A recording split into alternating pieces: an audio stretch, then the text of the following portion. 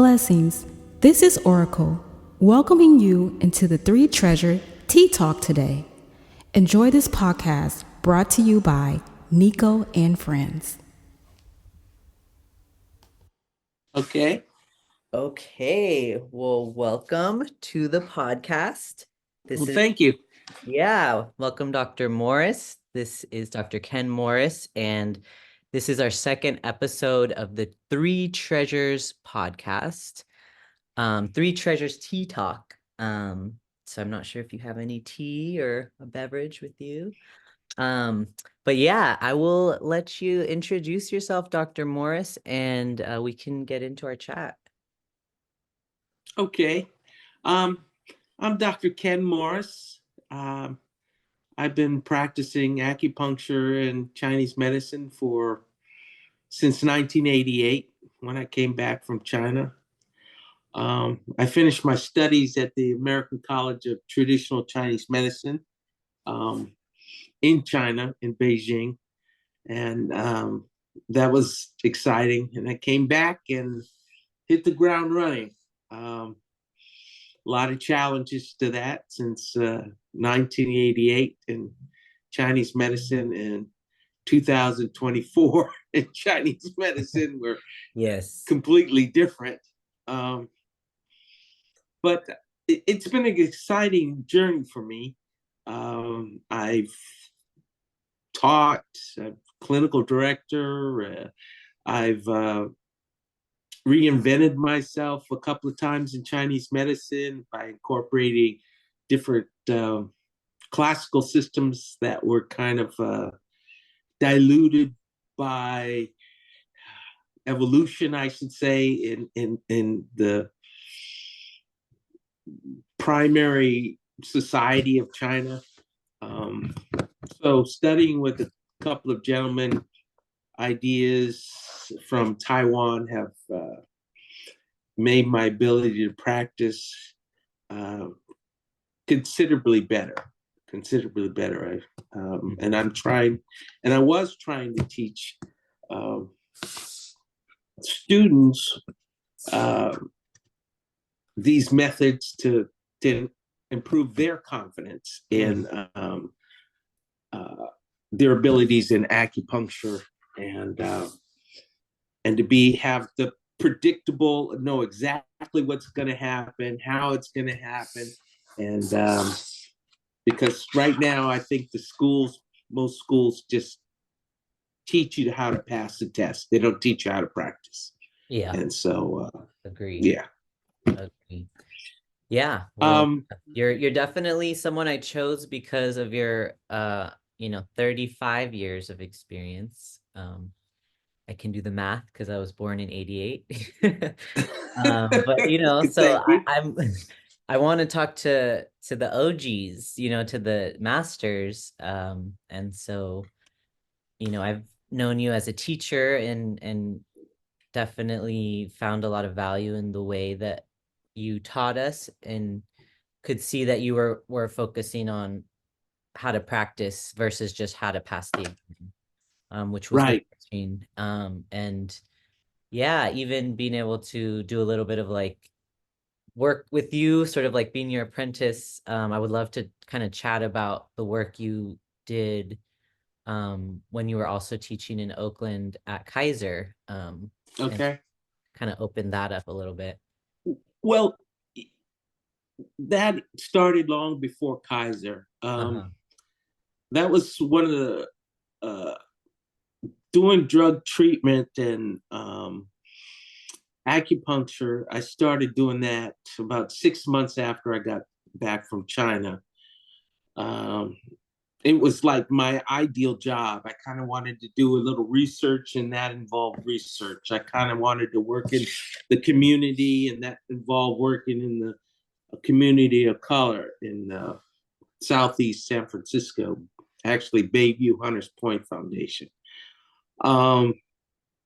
And I worked at a drug treatment clinic, and we were hired, myself and another acupuncturist, to to to work as the acupuncturist for this research study, and it compared 28-day methadone detox to 28-day acupuncture detox. At the same time, we developed a free clinic around the research clinic. We expanded. Our hours, we were open every day of the year, Christmas, Thanksgiving. And our philosophy was, dope dealers don't take a holiday. People using don't take a holiday. So we can't take a holiday. Yeah, and even those holidays are when people do more drug or Thanksgiving, family. Yeah. From personal experience, I mean, those are times that are more difficult, and you see more, even like crime, I feel like, because of stress of holidays. Yeah. Well, I think about back in 1989, there was a huge earthquake in San Francisco. Yeah. And it's famous. I mean, it shut everything down. Yeah. And it didn't shut us down. Wow. We were there the next day and the day after, the day after. And my partner at the time, she couldn't get there because she lived in Oakland, and they shut BART down and the bridge collapsed and all this other stuff. Okay. But I was there, and I made sure that we consistently had treatment during that time. What was like the relationships you had with the folks there? Were there a lot of regulars? What was that like? People were curious, because we had this kind of semi-open room and people would walk by. And then we also got the counselors involved. And so when the counselors are involved and they've tried it and they come in on regular, their clients would say, "Oh, what's that like? How does that help you?" And so some of the clients would come in, and then they'd bring their parents for arthritis or headaches. And so we were a free clinic. And I think in the free clinic portion, we were open for 3 hours, and we may have been up to 50, 60 people in those 3 hours. And so we ultimately had about 4 of us working, maybe even 5 working those 3. That's even less. Like, I feel like a Kaiser acupuncturist today sees 18 patients a day.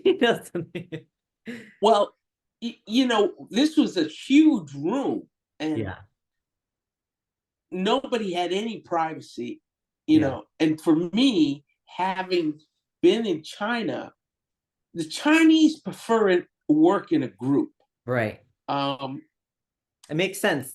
I've been to China a couple of times, and each time there was one room, 6 tables, 3 doctors. So the doctor would bring in somebody in, treat them on one of the tables, and then they'd bring in somebody else, treat them on one of the tables, and let the other one go. And they would rotate like that. Each doctor would see a couple people, 45 minutes an hour. Other situations, they were big rooms that had like 10 tables in them. And the only thing that separated the tables was the old style, what is it, curtains, little curtain that they used in a hospital. Yeah. I mean, there's only like 1.5 feet between each table. So it's still a group, but there's still some individuality behind the curtain.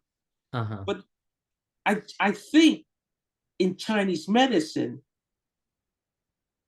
I believe that the qi that's being tapped into in that group acupuncture experience is very much like the qi that's tapped into when 20 people pray together versus one person praying, or 20 people meditating together versus one person meditating. There's so much more power in the group. And that's beautiful. Agreed. And I saw that thousands of times, literally. When I did it. those groups at Kaiser, I did those groups at Bayview, Hunters Point, I did Yeah. those groups in San Francisco jails, Glide Memorial Church, shelters, you name it. Yeah. I Yeah. was, I did it for Alameda County, what was it, probation office. So there were a lot of situations where I did see it.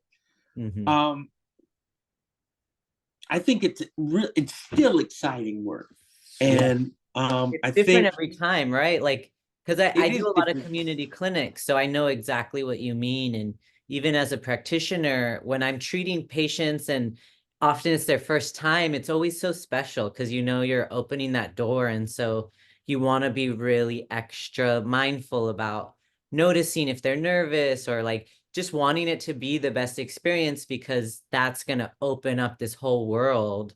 But I mean, on the other and it's like if it goes bad they might never try it again and tell people it, so it's like Well, it's an opportunity. But then when I have after a day of like all of these things, I feel good, I feel like nourished. exactly, Yeah. exactly, and that's why I'm still excited about it. I feel this is nourishing to me. Yeah. One of the things I tell people who say, "Oh yeah, I tried acupuncture, it didn't work for me." Da, da, da, da, da, da, da. I said, "Okay, so if you don't like a doctor, a Western doctor you go to, do you stop going to doctors? No, you just find another one. Right. Give it a chance. Yeah, I give mean, it a you chance. know, Even with, yeah. you don't know where that person's coming from, what their training was, what they were like that particular Yeah. day. You don't know any of those things. Yeah. So every practitioner is different. Every doctor's different. Every doctor's bedside manner is different. And so that has a lot to do with your experience. Absolutely. And I just feel just relax, breathe. I mean, a lot of the people I'm seeing never had acupuncture. And Mhm. I saw this one gentleman literally last week, maybe Monday, and he's been back once and he brought his wife. And then his daughter was in yesterday. And Mhm. so within less than a week, I've seen 3 members of his Yeah. family, Yeah. and it's like that. It's, yeah, I can go on and on. Yeah, But I mean, I people feel are like it's opening up. the relational, like it's relational medicine, and it's better to relate in groups, or in families, right? Like with the mom and then the dad and the kid, you kind of get a sense of what's happening and how to support their system. And even like the community, like that's why it's nice to have more than just like a one-on-one, very separate thing, because more can happen with the same amount of like effort or like time. Exactly. Exactly. So Bayview was interesting in the sense that we also became a training site, one of the only not a protocol training sites on the West Coast. Can you So talk about we were what having NADA is? Just the for the National listeners. Acupuncture Detoxification Association. This was an organization born out of Lincoln Hospital and the young lords and working with Lincoln or taking over, then incorporating themselves into the the workings of Lincoln Hospital, and they're kind of coming up with this protocol with Shakur and other practitioners from Canada and China, and developing this protocol, and then started training people. And the woman I was working with had spent some time there and learned the protocol. And so she had been licensed in California and practicing, and she invited me in. We were in school together. I had gone one way, she had gone another. And Is she in Berkeley still by chance? Is it? I feel like, Pat Keenan, oh no. I knew someone that's been practicing from ACTCM that, sorry, that's a tangent. I'll okay, what's their name? I It probably was know. I want to say it was Frances, this like Jewish lady, and she said she went to the Lincoln Hospital at that time and met Michael Smith. And Mike Smith was really like mean to her. I think her name is Francis, but she's in Berkeley. She's been practicing for like 30 years. I met her at I the may know her if I Bay see Area her. Rescue Mission. So, yeah, sorry for the Mike Smith was interesting guy. I met Mike Smith. He came to Bayview, and he spent the day with us. Um, and he hung out with us in a morning clinic, and then we had an afternoon clinic. So, and that was much slower. It was actually about 6 blocks away in the housing projects called Double Rock, in near the Candlestick Park in San Francisco. And we were sitting down having lunch because I was in between clinics, and he was saying, you guys are really doing something exciting here. I saw people you're working with and training. I have no problem writing off on everything you're doing in terms of training new people in doing the NADA protocol. So that also gave me a little more confidence in what we were doing. But ultimately we were seeing. I know I mentioned 60 in the morning, Yeah. but there our peak. I think we were doing 80 a day, and that was a lot. And then sometimes, on the weekend when we had a short clinic in the morning, we were seeing 20, 25, 30 people in a couple hours in the morning. On would people come holidays. from far away? Like, would they drive, or was it all just city? A Like lot of it was community. Yeah. Some would come in from other places. Yeah. I think particularly in the morning, it was people utilizing the drug treatment clinic. It was their family members that they wanted to get some help with different health issues. The afternoon, the clinic was much slower because the people in the projects associated anybody going into the clinic, because it was a free clinic, with drug treatment. I used to go around door to door in the housing projects. It must have been a couple of hundred houses and or apartments, and give out free flyers. They said, no, I'm not going over there. People see me going there, they think I'm a drug addict.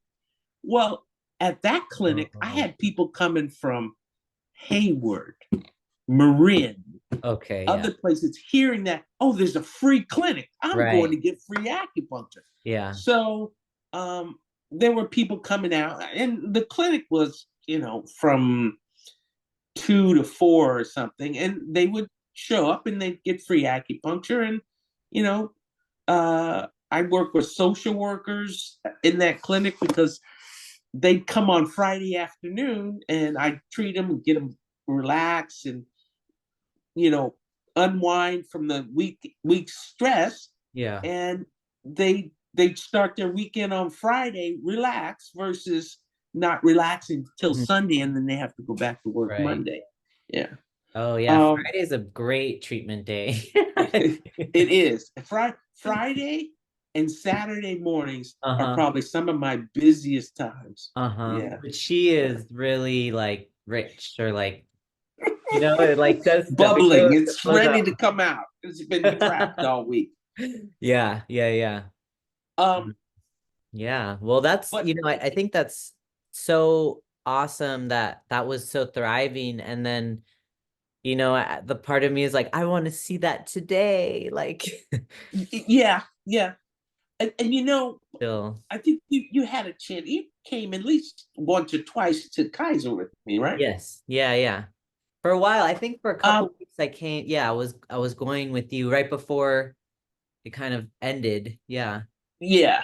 Well, I think that was an amazing program, and I think the way it ended was, I think it was a disservice to the clients for 3/4 of their all the people coming in utilize the acupuncture Mhm. in the initial stages. Mhm. Their phase one group, which went anywhere from 2 weeks to a month, and 3/4 of those people coming in took advantage of that. For them to say, you know, I'm costing them too much money for acupuncture, when they were paying me less than $2,500 a month. And so I What was was the a hour? bird. Sorry, what was your hourly? I mean, you were there 3 days a week, weren't you? No, I was there 5 days a week. 5 days a week. Oh my Yeah, gosh. I was Just there 5 days a week. And for a divided by long 30. time, I only worked, You were for paid a long time. $80 a day.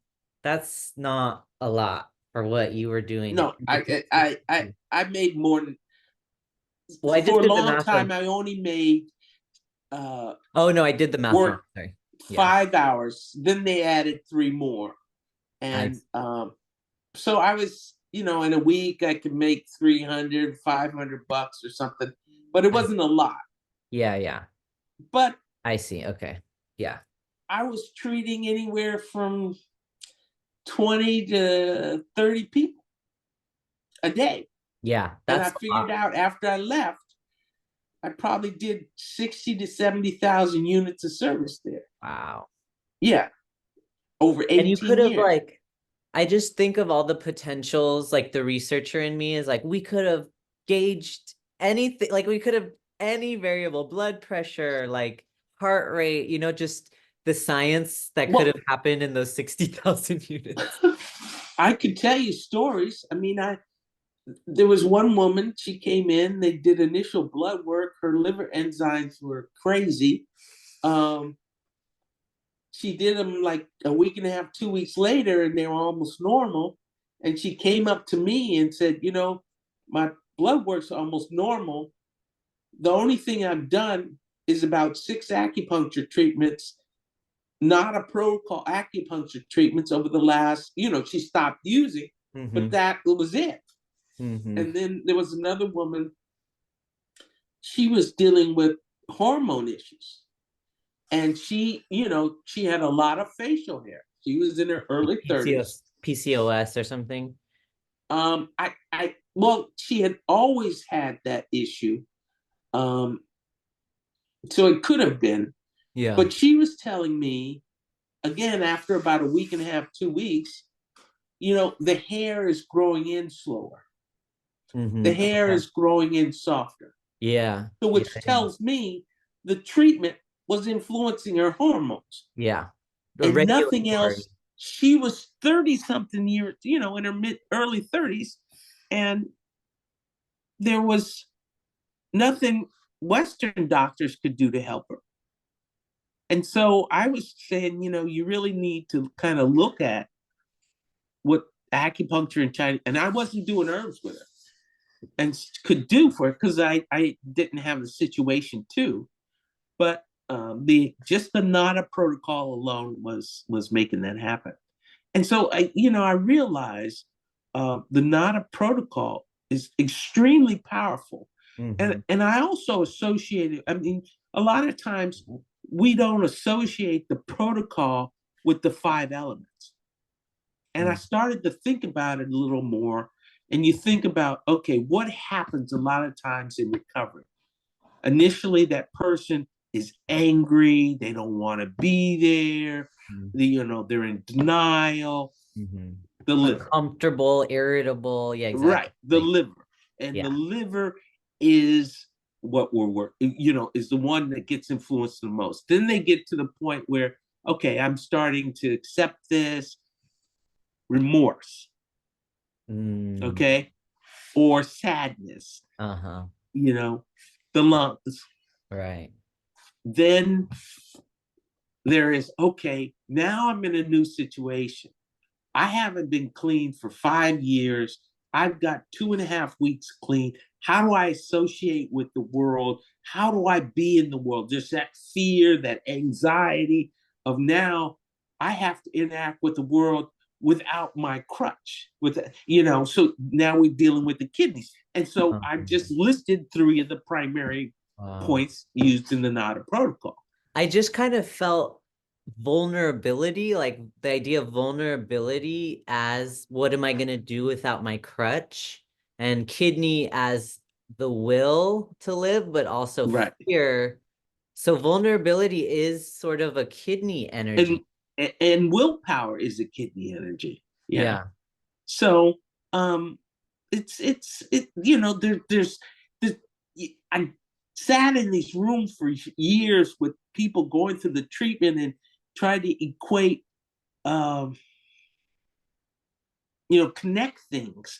And so when people hear that as a group, because that's what I'm sharing with them, they're saying, oh, okay, I've been through that. I've been sad. I've been angry. I've been fearful or didn't have the willpower. And that's why I relapsed and I'm back and, all these different things. And you then say, keep telling them, keep coming back.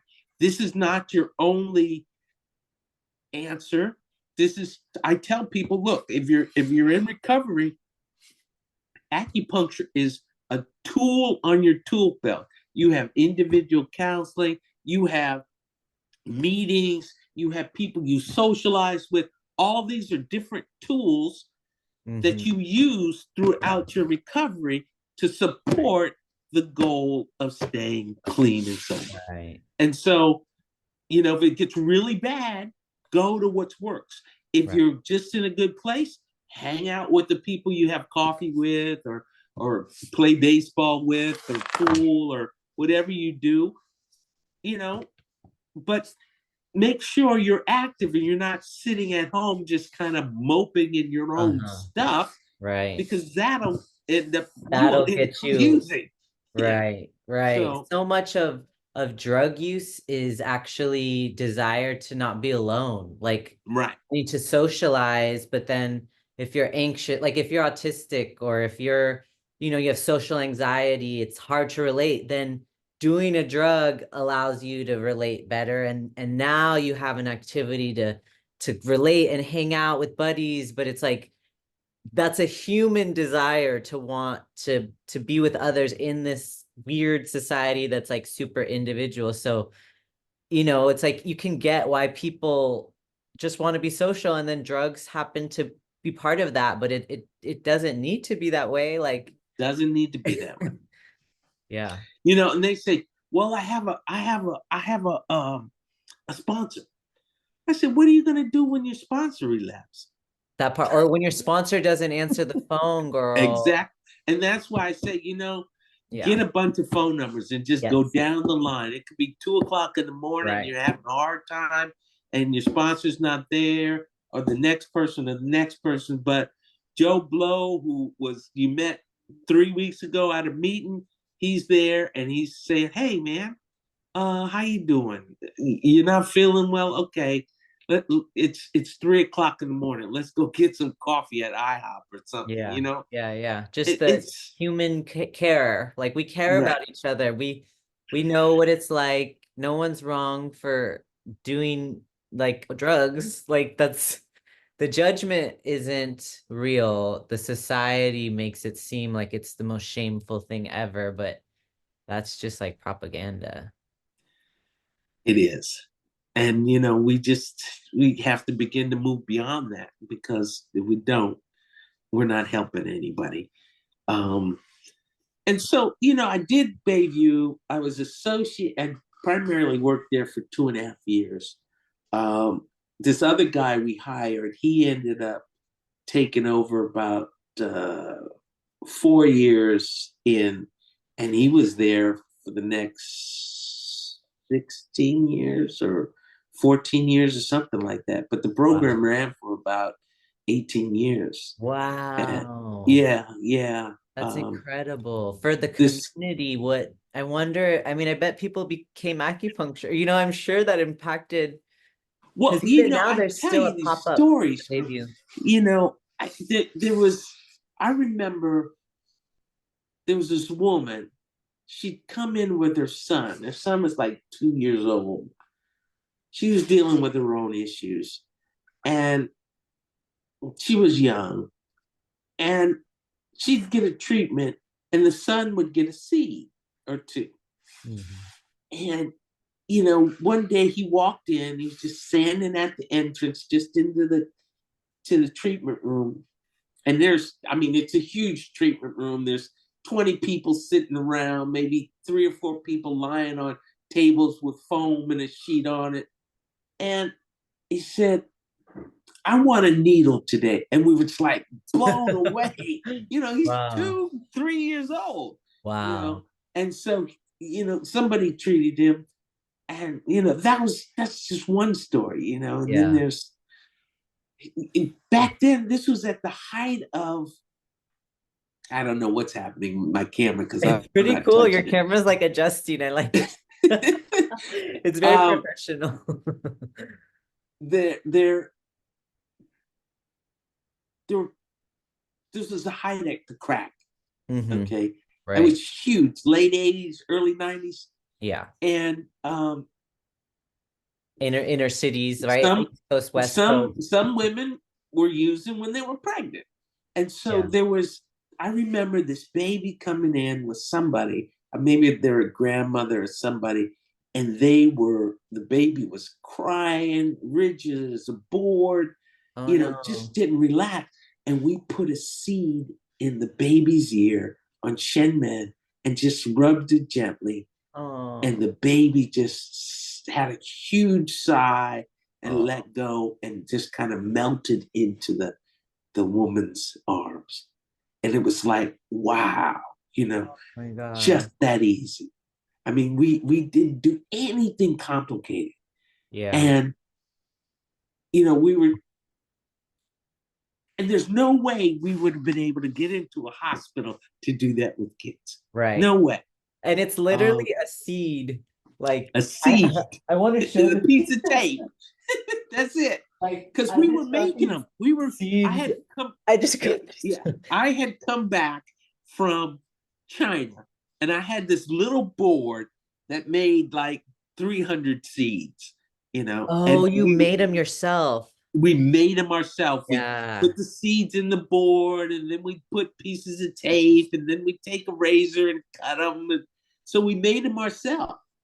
And look at the 2024 seeds. Ear acupressure jewelry for well-being. They're gold plated, and then on the other side. Oh yeah, my wife loves the gold plated ones. She used to see the little gold dots in somebody's ear. Yeah. She just the ASP, the ASP needles. Do you ever use those ASP needles? I call them ear tacks. They're flesh colored tape.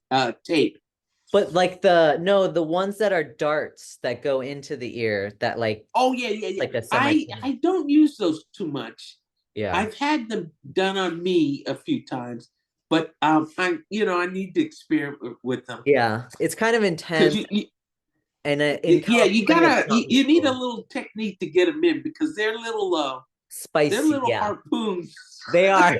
It's like it's a semi-permanent piercing.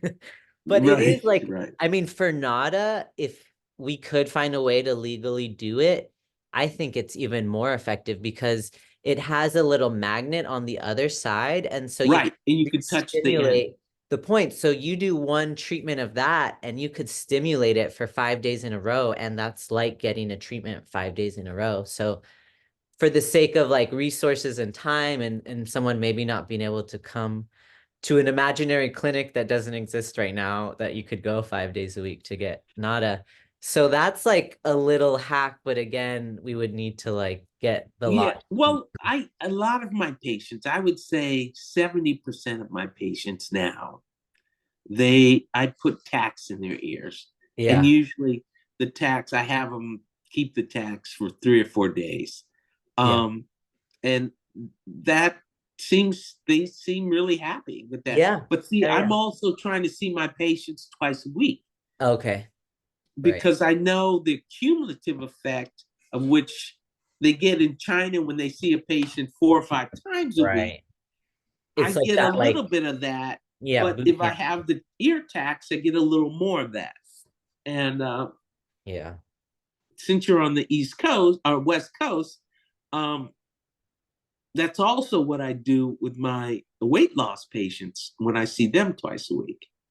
I see. Yeah. No, that's it's the same. I mean, with weight loss, with Yeah. addiction, it's just the getting out of our habits and switching it up, which is what healing is, and what when you're feeling good, usually you're doing new stuff. If you're doing the same thing every day, like it gets boring. So, new things make us feel good. It's great. Keep changing.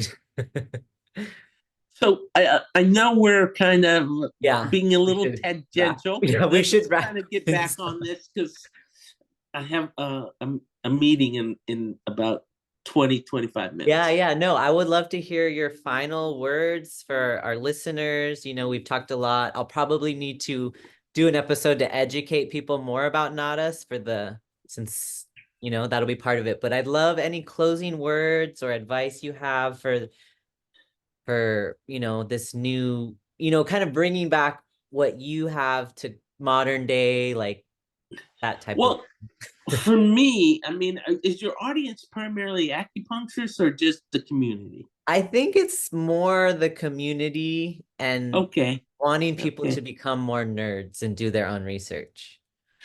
Well,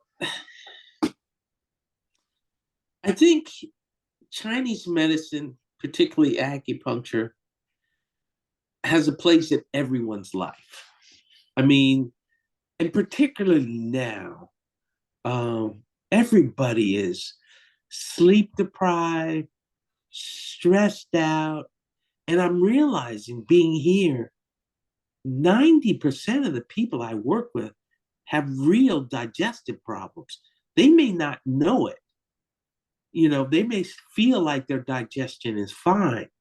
And having kind of learned more about Master Tong points, I've kind of massaged certain points on people's feet, and everyone I'm kind of touching has a sensitivity, which indicates to me that they're dealing with digestive problems. And it's basically liver and liver and spleen.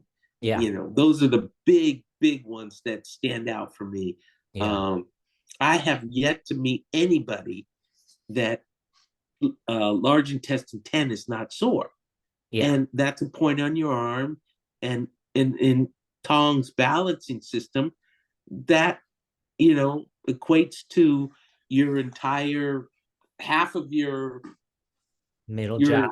your Yeah, yeah, exactly, half of your middle jiao, if not more than half of your middle jiao. And so between so that's where I focus on people is just try to deal with some of the dampness because all the ice and raw food we eat, and right. then uh deal with some of the digestion. But stress and sleep are huge, Yeah, huge. I mean, and most of my patients don't get restful sleep, let alone 7 or 8 hours. And so, if you can just give them that, yeah, uh, and they have that, just think what 90% of your patients would be like if they had restful sleep 2 weeks in a row. yeah. Yeah, how much their Because system yeah, would be then different. it's like your distress tolerance automatic.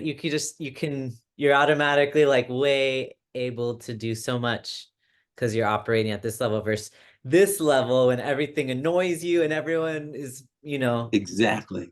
it's just a Exactly. matter of like your inner resources because so you shouldn't judge yourself when you're at this level too, because you're still the same person. It's just the post heaven chi isn't there, but your heart is still good. Like, don't beat yourself up, No, people. don't beat yourself. And that's one of the things. There was a research study done. I think you may have heard about it. It came out a few weeks ago, a month ago, where they said, people are stressing out because they're not getting enough That sleep. part. See, and it's like, no, this is not the Yeah. idea. So, yeah.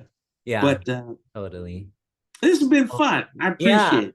No, I Yeah. appreciate you. It's really great to talk with you, and I would love to have a part 2 and hear more about your success on the East Coast and living a more Okay. relaxed lifestyle. I'm very happy for you. Yeah. I mean, I'm really slowed down, but yeah, that would be good. That would be Great. good. All right. Thank you so much, Dr. Morris. You're welcome. My pleasure, Nico. All right. And next week we'll have Dare on to talk about creativity and how that affects addiction as well, and how creativity and addiction work on polarity. So tune in for that. And thanks again, Dr. Morris, for being on the show today. Thank you. Thank you for listening to today's Three Treasures Tea Talk.